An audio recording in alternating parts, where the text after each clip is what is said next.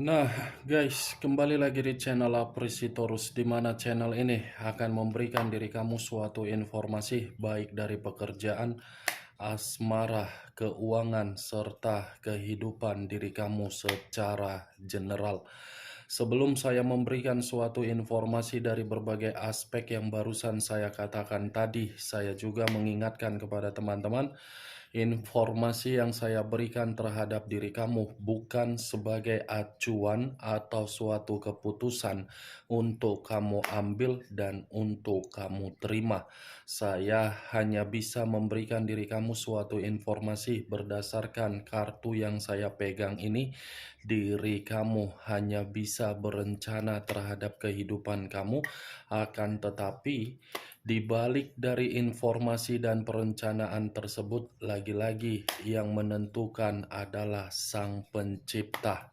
Sebelum saya mengambil satu persatu kartu yang saya pegang ini secara acak, saya juga mengingatkan kepada teman-teman apabila ketemu dengan channel saya agar menekan tombol subscribe-nya dan menyalakan loncengnya supaya next video saya lebih semangat untuk memberikan suatu informasi baik terhadap kondisi energi kamu, manusia yang selama ini kamu prioritaskan, serta pihak ketiganya.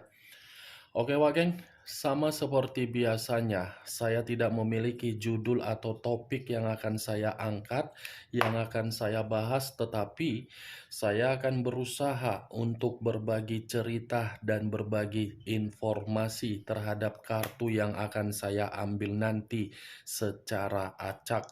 Apakah cerita di balik dari kartu tersebut akan memberikan suatu gambaran yang bersifat positif atau kebalikannya? Kita langsung saja. Saya akan mengambil beberapa kartu, di mana kartu yang akan saya ambil nanti bisa saja bersifat resonate, bisa saja tidak bersifat resonate. Semuanya saya kembalikan terhadap pola pemikiran kamu, semuanya saya kembalikan terhadap situasi, energi yang kamu miliki untuk saat ini.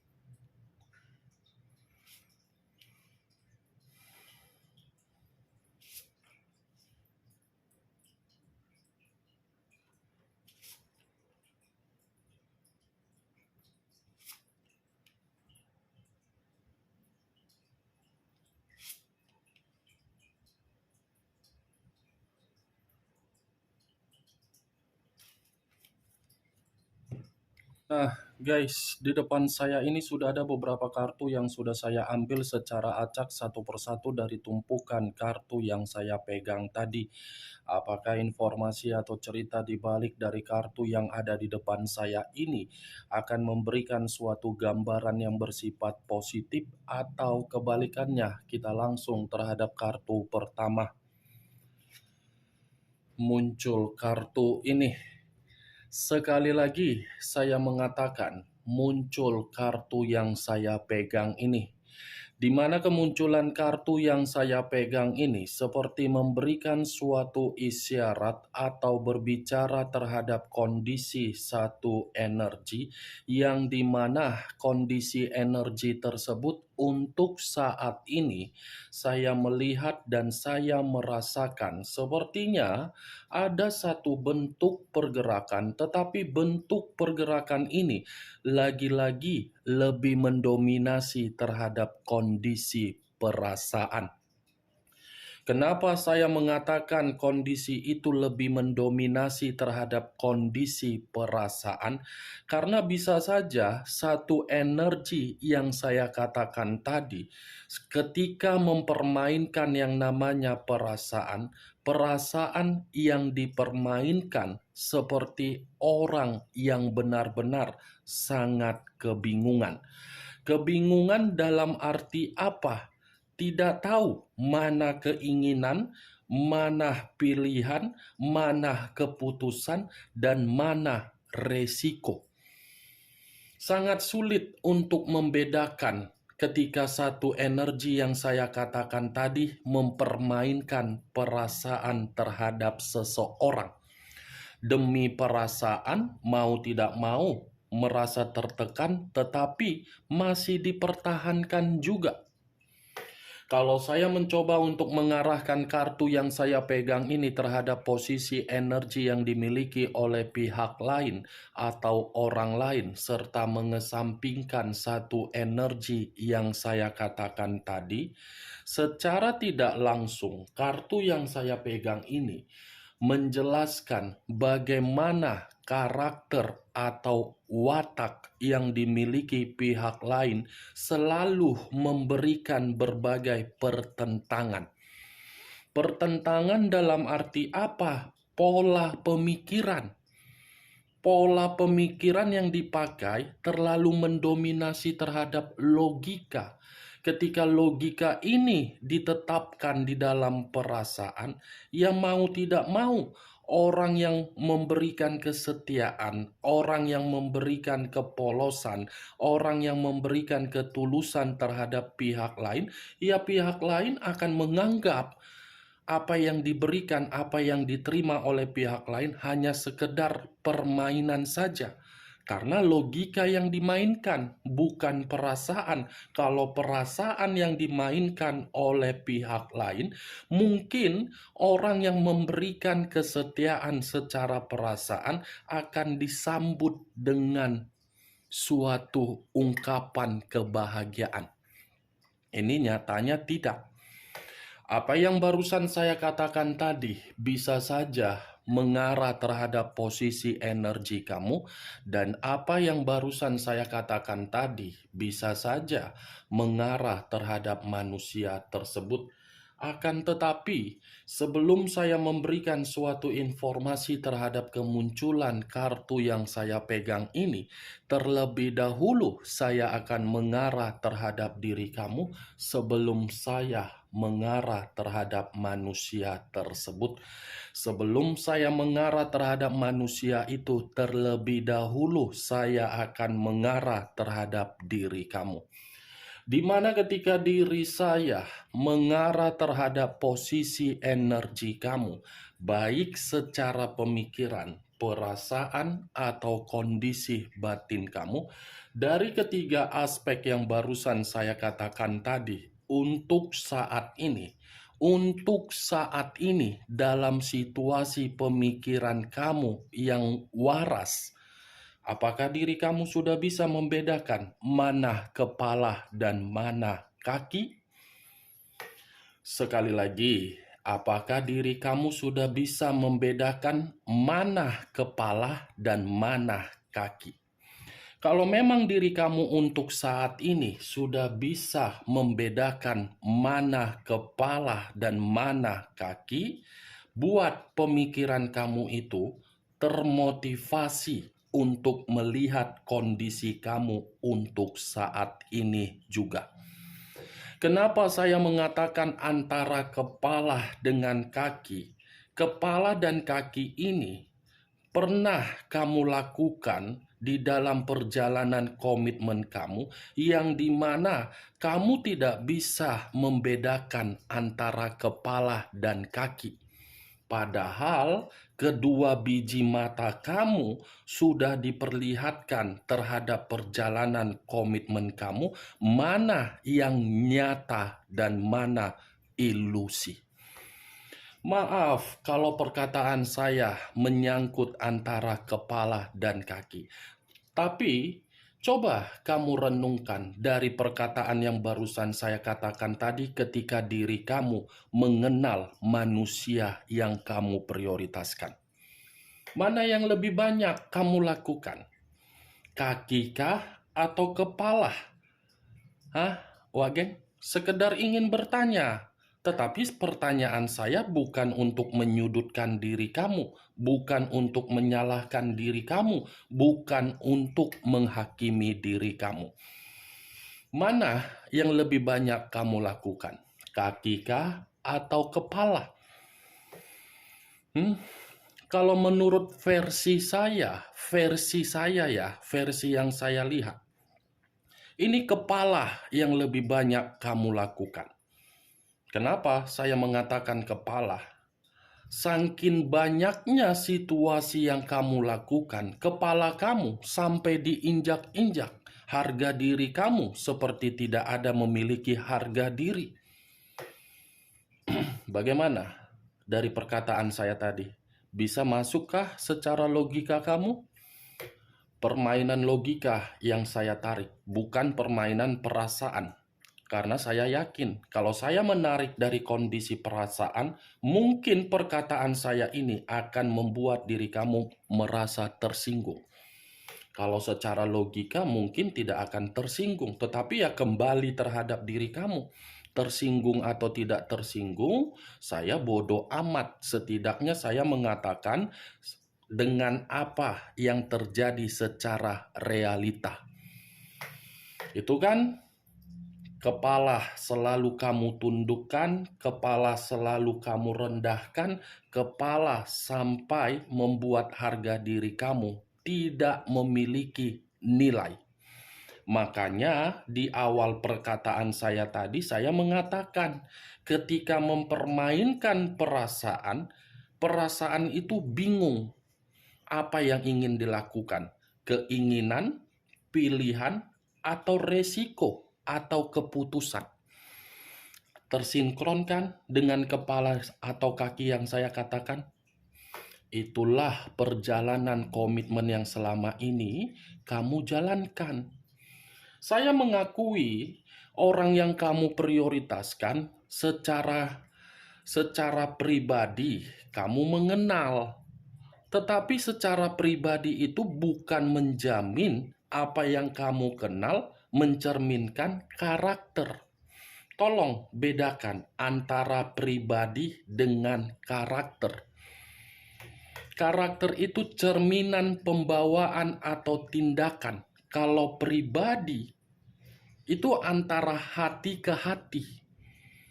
Kalaupun saya menyatukan antara pribadi dengan karakter, saya yakin tidak ada yang tersinkron sesuai dengan kepuasan kamu atau keinginan kamu. Kalau saya putar balikan perkataan saya, keinginan antara pribadi dengan karakter kamu sudah tersinkronkan oleh manusia itu, yang dimana manusia itu mendapatkan apa yang menjadi suatu keputusan dia. Cocok, kerasa dengan apa yang barusan saya katakan tadi? Kalau cocok, angkat. Kalau tidak cocok, buang aja. Tidak usah kau angkat. Dan jangan kau paksakan terhadap perkataan saya tadi agar bersifat resonate atau tidak resonate terhadap energi kamu. Saya mencoba apa yang saya lihat, itulah yang saya ungkapkan. Sekalipun diri kamu mengatakan tidak sinkron dengan perkataan saya yakin 1-100, 85% perkataan saya ini akan kamu benarkan dan akan terbesit di dalam pemikiran kamu. Itu dari perjalanan komitmen kamu loh. Belum dari perjalanan pekerjaan kamu. Perjalanan pekerjaan kamu, saya yakin posisi diri kamu ini sedang tergeser. Dan saya percaya posisi pekerjaan kamu itu selalu memberikan diri kamu itu suasana yang terancam.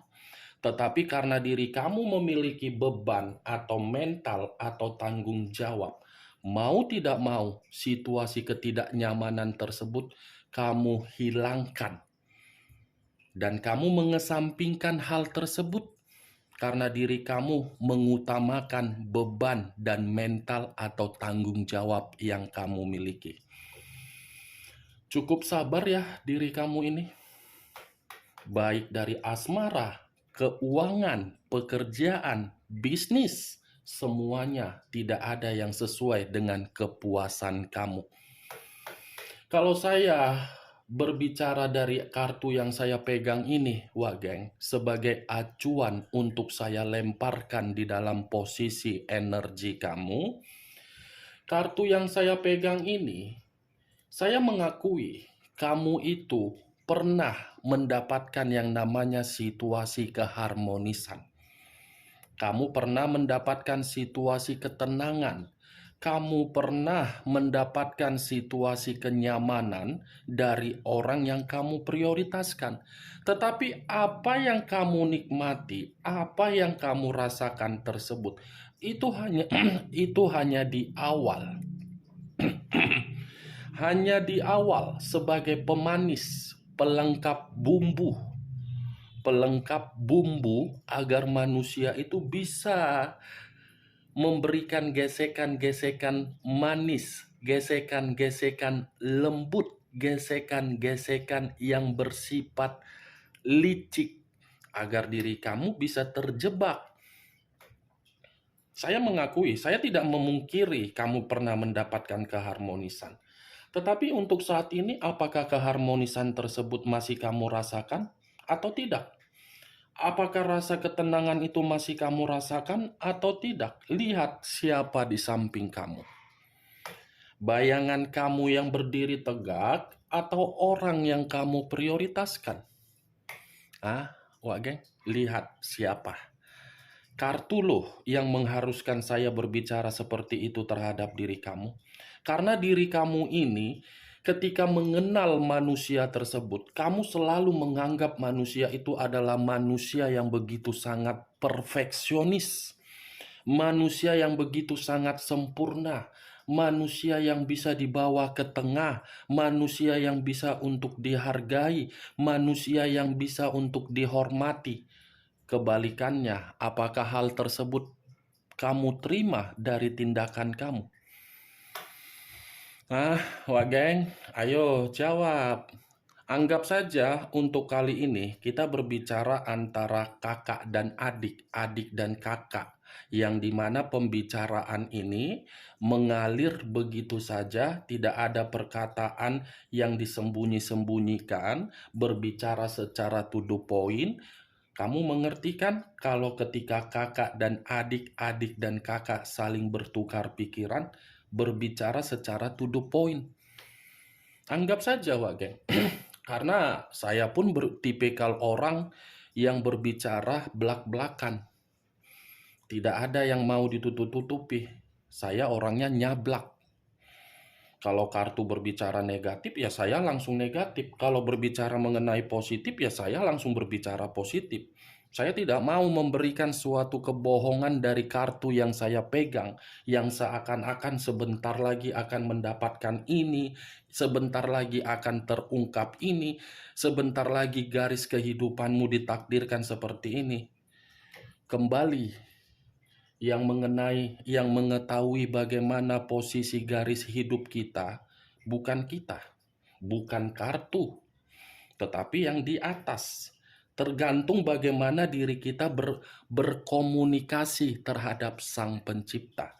Makanya saya selalu mengatakan, tinggalkan situasi di masa lalu, fokus untuk ke depan, utamakan Sang Pencipta, jangan andalkan diri sendiri. Saya selalu mengatakan seperti itu. Saya memang mengakui reader tarot. Tapi bukan berarti reader tarot yang saya pegang ini saya acuannya terhadap kartu yang saya pegang. Tidak. Saya masih percaya yang namanya kekuasaan Sang Pencipta. Karena Sang Pencipta sudah memberikan beribu-beribu mukjizat terhadap diri saya. Mulai saya lagi dikecewakan, mulai saya ditinggalkan, mulai saya diacukan, mulai saya tidak dihargai. Semua saya serahkan, tapi ada jawaban. Seperti itu juga kau buat di dalam kehidupan kau. Jangan anggap karena permasalahan asmara sudah hancur, asmara itu membuat diri kamu menyeret pemikiran kamu agar pemikiran kamu jadi stres. Enggak begitu konsepnya, Wak Geng. Kartu pertama yang saya pegang, The Lovers. The Lovers, tanpa saya jelaskan, tanpa saya artikan terhadap diri kamu, mungkin diri kamu sudah paham dengan kemunculan kartu ini. Karena kartu ini selalu muncul, kadang di awal, kadang di tengah, dan kadang di akhir. The Lovers, Wak Geng. Secara otomatis, akan menggambarkan orang yang kamu prioritaskan selalu berjalan terhadap diri kamu, tetapi perjalanan itu mengarah terhadap dua arah. Dua arah, kamu ke kiri, dia ke kanan. Kamu ke kanan, dia ke kiri. Ketika dia ke kiri, kamu harus mengikuti dia ke kiri. Ketika dia ke kanan, kamu harus mengikuti dia ke kanan. The Lovers, kartu pertama yang saya pegang. Kartu ini seperti memberikan suatu gambaran terlalu banyak pihak-pihak yang ikut campur di dalam komitmen kamu. Baik dari pihak keluarga, pihak ketiga, sahabat. Tetapi itu semua berasal dari ruang lingkup manusia yang kamu prioritaskan. Dan kamu pun mengetahui hal tersebut. Seperti orang yang mencoba untuk mengesampingkan situasi luka dan lebih mengutamakan situasi kebahagiaan. Ibaratnya kamu bersabar. Itu dia wagai. Muncul kartu strength. Unsur api berlambangkan 3 zodiak. Aries, Leo, dan Sagittarius. Kalau saya mencoba untuk mengesampingkan ketiga zodiak yang barusan saya katakan tadi, keluarnya kartu strength seperti memberikan suatu gambaran. Ini kondisi diri kamu, sangat kuat kesabaran kamu. Seperti orang yang selalu mencoba untuk bertahan, di mana ketika bertahan di dalam satu kondisi, padahal kondisi itu selalu menyudutkan kamu. Kamu sudah mengetahui manusia itu memberikan godaan. Kamu sudah mengetahui komitmen kamu sudah diberi eksperimen. Kamu sudah mengetahui komitmen kamu sudah diselingkuhi. Kamu sudah mengetahui komitmen kamu itu benar-benar dimanipulatif dari kondisi keuangan. Tetapi diri kamu ini selalu mencoba untuk mengesampingkan apa yang kamu ketahui dan kamu selalu menunda yang namanya perpisahan. Bagus kalau memang itu pemikiran kamu, tetapi kembali, apakah komitmen yang kamu tunda untuk menyelesaikan suatu permasalahan membuat diri kamu menerima feedback yang terbaik? Saya berbicara dari apa yang saya katakan tadi bukan dalam arti saya ingin memberikan suatu sugesti atau mengatakan suatu perkataan provokator. Tidak. Kartu yang mengharuskan diri saya, Wak Geng. Ini strength ini terlalu kuat.